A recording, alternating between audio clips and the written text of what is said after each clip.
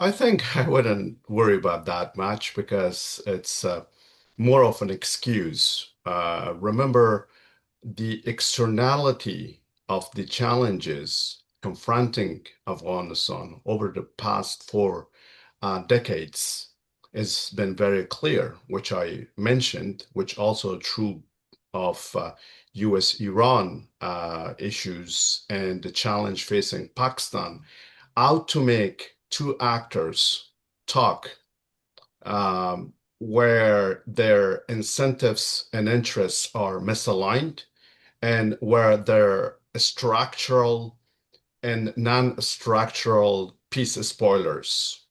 And when I say piece spoilers, you can think about it. The very actors negotiating are also structural piece spoilers, spoiling the negotiation process.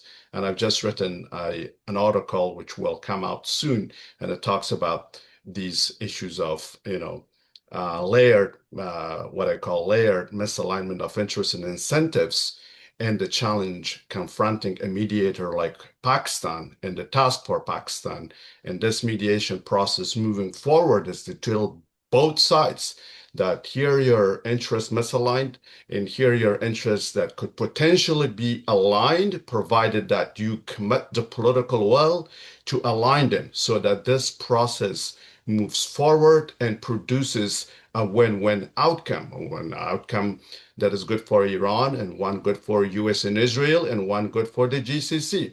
That's the challenge facing Pakistan in this situation. And the same situation more or less involves Afghanistan, where the opposition parties that we talk about are hedging entities as much as regional and extra regional players have been hedging entities in the Afghan context. And many of these internal opposition, so-called resistance hedging entities are ultimately tied to these different players outside the region with competing and conflicting agendas. You have one more, tilting toward Iran.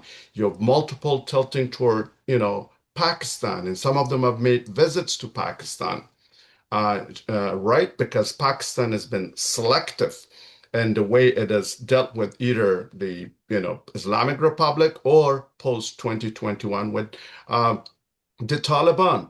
And that's why I come back repeatedly that unless the region collectively acts and unless it departs from the selective hedging, bilateral, behavior, that Afghanistan would perpetually remain where it is, that the multiple crises that I mentioned, political, security, economic, migration or displacement, drugs, terrorism, will only continue worsening with implications for the region and as well as the world, which we saw in the 1990s, which culminated to the tragedy of 9/11.